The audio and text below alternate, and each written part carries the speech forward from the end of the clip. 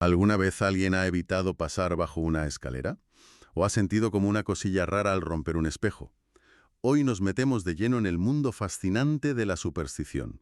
Ya sabes, esas creencias, esas prácticas que, bueno, a menudo vemos como irracionales, ¿no? O ligadas a lo sobrenatural.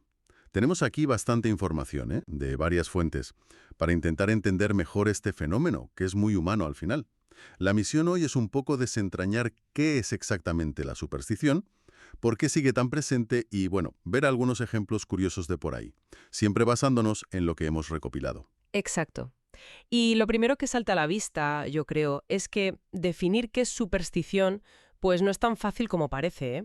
Se dice rápido y racional, pero si rascas un poco, su historia, sus raíces psicológicas son bastante más complejas y reveladoras, la verdad. Quizás deberíamos empezar por ahí, por intentar acotar un poco el término. De acuerdo, vamos a ello. Si miramos definiciones, bueno, académicas o de diccionarios importantes, casi todas coinciden.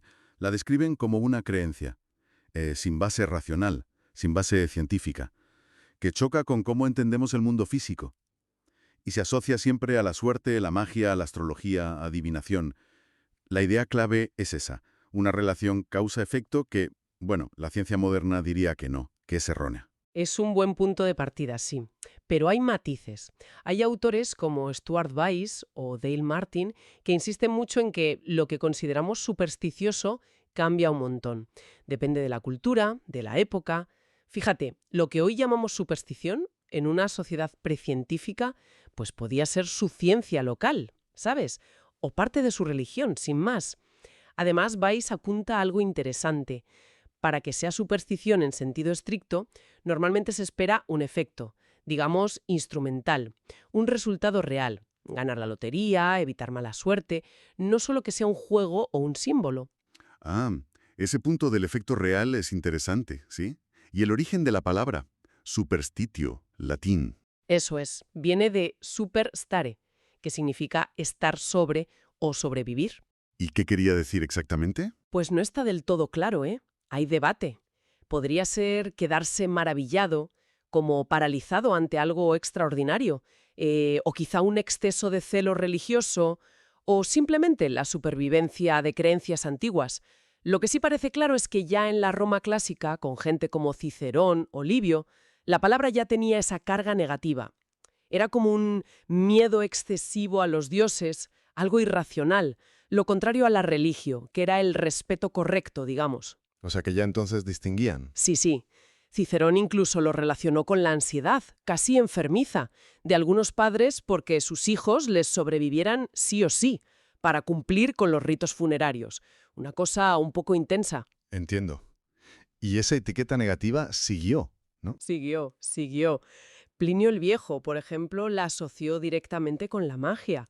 Y luego las autoridades romanas pues acusaron a los primeros cristianos de supersticiosos. Los veían como una secta rara, peligrosa quizá.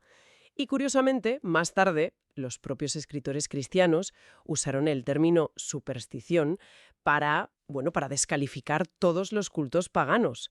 Decían que era adorar dioses falsos o directamente demonios. Claro, es el patrón de siempre. Lo mío es fe, lo tuyo, superstición. Justo. Y eso nos lleva a un terreno pantanoso, ¿eh? La línea entre superstición y religión. Uf, sí, que a menudo es súper difusa. Y depende de quién mire, claro. Totalmente.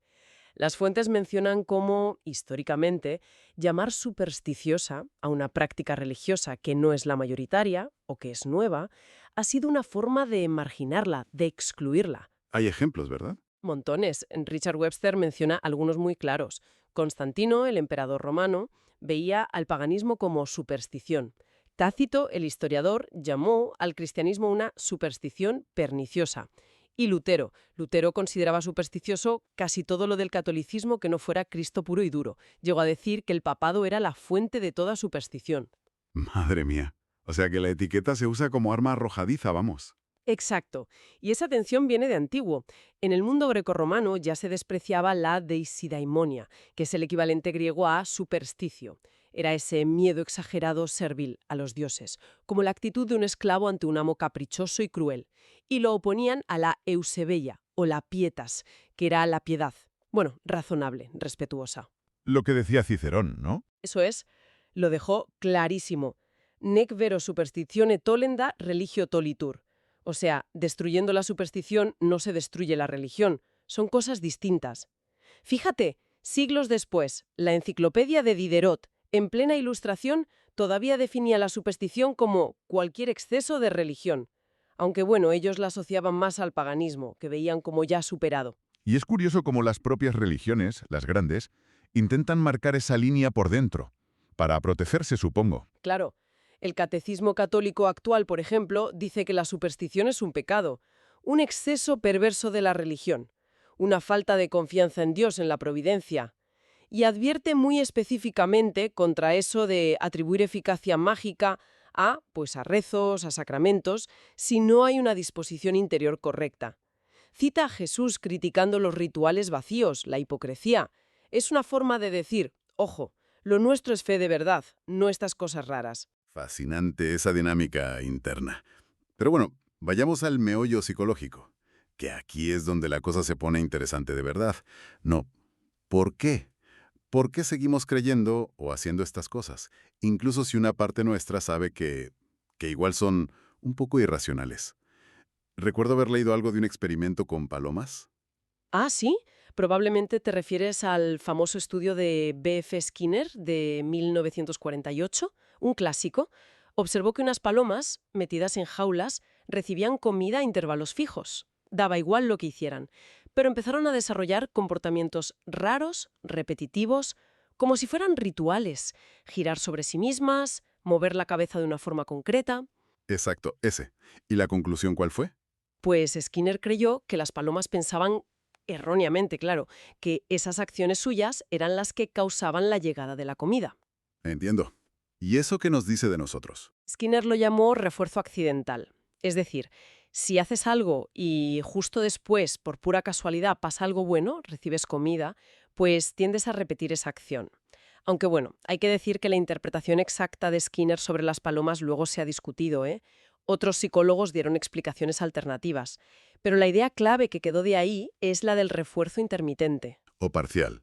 De refuerzo intermitente, ¿qué es eso exactamente? Pues es cuando una acción es recompensada solo a veces. Piensa en las máquinas tragaperras. O cuando usas tu amuleto de la suerte y a veces te va bien y a veces no. Cuando la recompensa no es segura, sino que a veces llega y a veces no, esa conducta se vuelve increíblemente difícil de extinguir, muy resistente a desaparecer. Seguimos haciéndolo por si acaso, ¿sabes? Aunque la mayoría de las veces no sirve para nada. Esa persistencia es muy típica de las supersticiones. Ya. Esa recompensa que llega de vez en cuando. Nos mantiene enganchados, por así decir. ¿Y hay más explicaciones desde la psicología? Sí, hay varias líneas. Por ejemplo, desde la psicología evolutiva y cognitiva, autores como Foster y Coco sugieren que la selección natural pudo favorecer una tendencia a hacer asociaciones causa-efecto muy rápidas, como un atajo mental. Aunque muchas de esas asociaciones sean falsas, o sea, supersticiones, cometer esos errores sería evolutivamente menos costoso que fallar al detectar una asociación real que sea crucial para sobrevivir. A ver si lo pillo. Es como si el cerebro prefiriera pasarse de crédulo por si acaso. Mejor creer en 10 peligros falsos que ignorar uno real. Algo así, sí. Es una hipótesis interesante. Otra línea, también muy potente, viene de la psicóloga Jane Risen y los modelos de razonamiento de doble proceso. Sistema 1 y Sistema 2, ¿te suenan? Sí, el rápido y el lento, intuición y análisis. Exacto. Pues Risen sugiere que las supersticiones nacen de nuestras intuiciones rápidas, automáticas del Sistema 1. Pero lo curioso es que a veces, incluso dándonos cuenta con el Sistema 2, con el pensamiento más lento y analítico, de que esa creencia es irracional, pues no hacemos el esfuerzo de corregirla. Cedemos a ella. Es el famoso sé que es una tontería, pero por si acaso, toco madera. Justo ese. Ese por si acaso es clave. No invalidamos la intuición, aunque la reconozcamos como errónea. Vale. ¿Y cómo creemos que funcionan? ¿Pensamos que un amuleto nos dan superpoderes o algo así? Pues parece que no exactamente. Hay investigaciones, como las de Hammerman y Morwich, que sugieren que la gente cree más bien que las supersticiones influyen en la probabilidad de que ocurra algo bueno, dentro de lo posible. No es que piensen que cambian las reglas de la física o que les dan habilidades nuevas. Un deportista con un ritual no cree que eso le haga correr más rápido de lo que nunca ha corrido. Más bien piensa que aumenta las posibilidades de tener un buen día, de rendir al máximo de su capacidad real. Entiendo. Influyen en la probabilidad. No crean nuevas realidades. Eso parece. Y sobre los rituales, Stuart Weiss menciona estudios preliminares muy interesantes. Parece que realizar un ritual cualquiera, incluso uno inventado, antes de una tarea que te genera estrés, como un examen o una competición, pues parece que reduce la ansiedad. ¿Ah, sí? Sí. Y esa calma extra, esa reducción del estrés, podría, a su vez, mejorar tu rendimiento. O sea, el beneficio no sería mágico, sino psicológico. El ritual te da una sensación de control, te calma, y eso te ayuda a rendir mejor. Tiene todo el sentido del mundo, la verdad. Psicológico puro. Entonces, ¿cuándo somos más propensos a caer en pensamientos supersticiosos? ¿Hay situaciones concretas? Pues la psicología apunta sobre todo a dos escenarios. El primero, cuando nos enfrentamos a eventos muy improbables o sorprendentes, cosas raras que pasan sin una causa clara. Ahí, inventarnos una explicación supersticiosa nos da una sensación de que el mundo no es tan caótico, ¿sabes? De que podemos entenderlo o incluso influir un poco. Es lo que llaman la motivación de efectancia. Necesitamos sentir que tenemos algo de control. Vale. Ante lo raro o improbable. ¿Y el segundo escenario? El segundo es que tendemos a buscar causas, y a menudo culpables o agentes incluso sobrenaturales, con mucha más intensidad cuando pasan cosas negativas que cuando pasan cosas positivas. Es el llamado sesgo de negatividad de agencia. Sesgo de negatividad. ¿Algún ejemplo para entenderlo mejor? Sí, uno muy clásico es el de la maldición del bambino en el béisbol americano, los Boston Red Sox. Ah, sí, me suena. Estuvieron 86 años sin ganar las series mundiales. 86 años.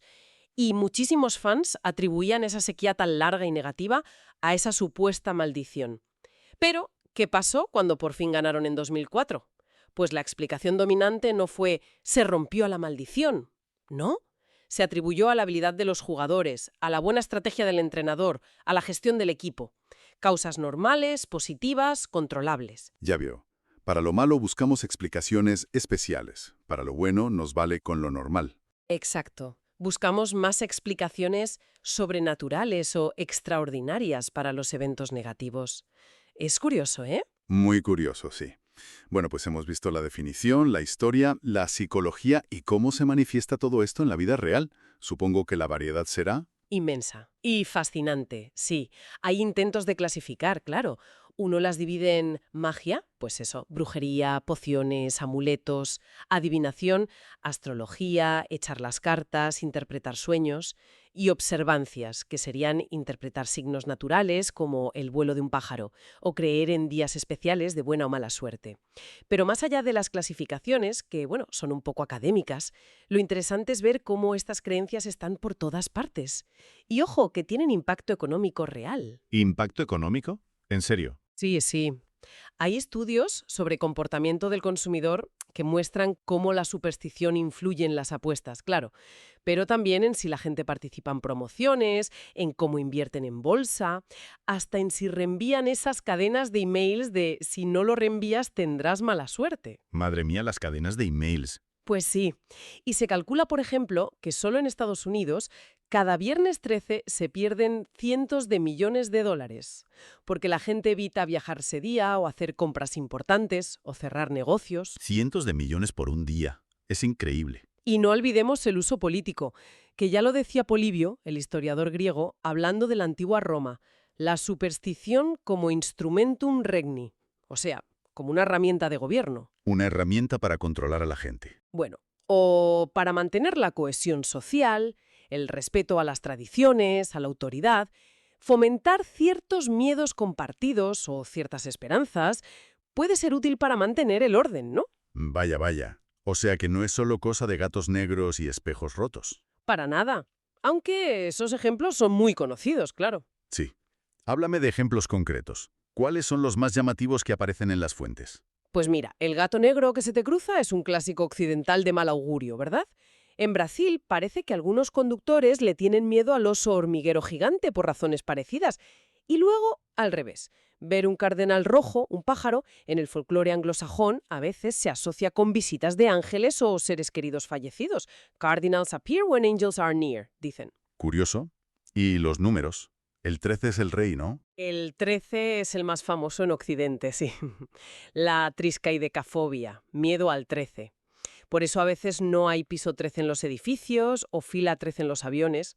Sí, eso lo he visto. Pero en Asia Oriental el número temido es el 4, la tetrafobia, porque su pronunciación suena muy parecido a la palabra muerte. Y luego está el 666, claro, el número de la bestia en la Biblia. ¿Y números de la suerte? También. El 8 en China es el número de la suerte por excelencia. Trae prosperidad, tanto que afecta los precios de las casas. Un piso con un 8 en la dirección o en la planta vale más dinero. Alucinante. ¿Y objetos? Amuletos. La pata de conejo. Fue súper popular sobre todo en la época de la Gran Depresión en US. Romper un espejo, que trae 7 años de mala suerte, esa creencia es viejísima, viene de los romanos, pero se encuentra hasta en la India. 7 años son muchos años, ¿eh? Ya te digo. La herradura también da buena suerte, aunque ahí hay debate sobre si ponerla con las puntas hacia arriba o hacia abajo. Anda, hay debate. Sí, sí. Unos dicen que hacia arriba para que contenga la suerte, otros que hacia abajo para que la derrame sobre la casa. ¡Qué lío! Más cosas. Pues en China, por ejemplo, barrer la casa los primeros días del año nuevo da mala suerte. Es como si barrieras la fortuna fuera. O usar ciertas plantas como la milenrama o caparazones de tortuga, eso da buena suerte. Hasta máscaras caseras, como unas que se hacían en Indonesia durante la pandemia, el tetek melek, para protegerse. ¿Y acciones? ¿Cosas que hacemos o evitamos hacer? Pues las típicas, no pasar bajo una escalera, tocar madera, que eso lo hacemos todos casi sin pensar, tirar sal por encima del hombro si se te cae el salero, no abrir un paraguas dentro de casa. Sí, esas son súper comunes. En China, vestir de ciertos colores en ciertas fechas trae suerte. Y luego están las expresiones curiosas. En el teatro, para desear suerte, se dice rómpete una pierna. Sí. ¿Se sabe de dónde viene eso? Pues no está del todo claro, la verdad. Hay varias teorías. Quizá venga del alemán o de Estados Unidos de los años 20 o 30, pero la idea es la misma.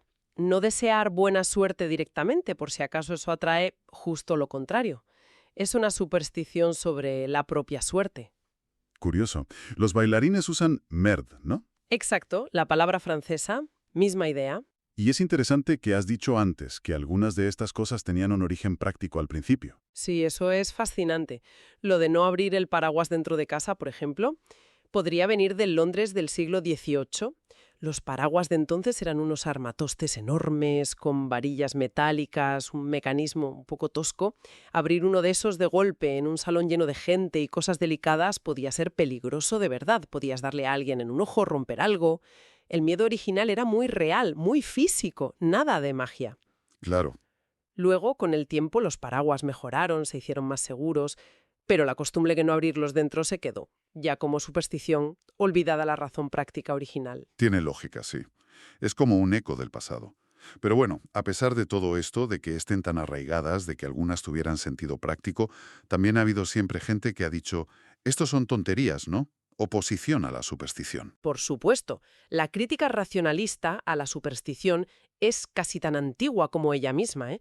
Ya en la antigüedad clásica tenías a filósofos como Lucrecio, en Roma, que escribió un poema entero, De Rerum Natura, argumentando contra el miedo a los dioses y las creencias irracionales.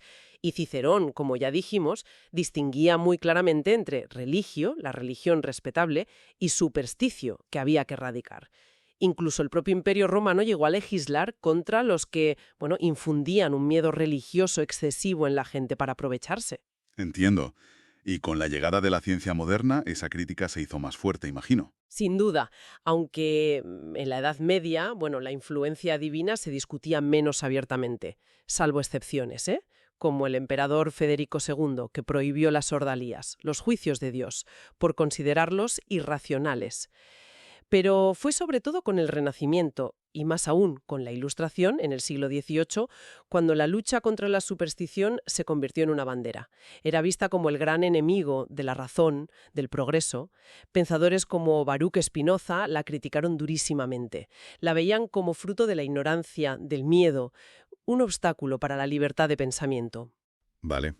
Entonces, si intentamos recapitular un poco todo lo que hemos hablado, vemos que la superstición es un concepto escurridizo, ¿no? A menudo se usa para descalificar lo que no entendemos o no compartimos, pero por otro lado parece responder a necesidades psicológicas muy profundas. Esa búsqueda de control, de encontrar patrones, de confiar en la intuición. Exacto. Es un fenómeno universal, lo encontramos en todas las culturas, aunque se manifieste de formas súper diversas. Y lo más llamativo, quizás, es que persiste, sobrevive incluso en nuestra era supuestamente tan científica y racional. Sí, esa persistencia es lo que más llama la atención, ¿verdad? A pesar de siglos y siglos de críticas, desde Lucrecio hasta la ciencia actual. Ahí sigue. Ahí sigue. Y esa tenacidad, esa resistencia frente a toda la argumentación racionalista, nos deja, yo creo, una pregunta final interesante para darle vueltas. Algo que las fuentes documentan, pero que nos interpela directamente.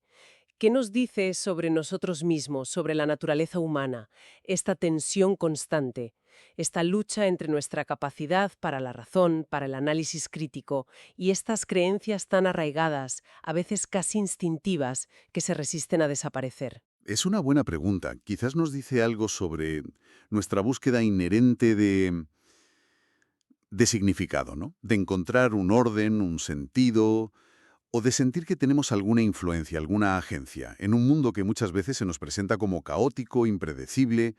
Incluso cuando la ciencia nos da otras explicaciones, quizás necesitamos sentir que podemos hacer algo, tocar madera, cruzar los dedos. Podría ser, sí. Quizás esa necesidad de sentir que tenemos agencia, que no somos simplemente hojas llevadas por el viento, es tan fundamental, tan básica, que buscamos maneras de satisfacerla. Y a veces esas maneras, bueno, no encajan del todo con la lógica científica estricta, pero nos sirven, nos dan consuelo, o esperanza, o esa sensación de control. Es una tensión fascinante y muy, muy humana. Pues sí, una reflexión potente para cerrar esta inmersión que hemos hecho hoy en el complejo y persistente mundo de la superstición, basándonos en toda la información que hemos podido analizar.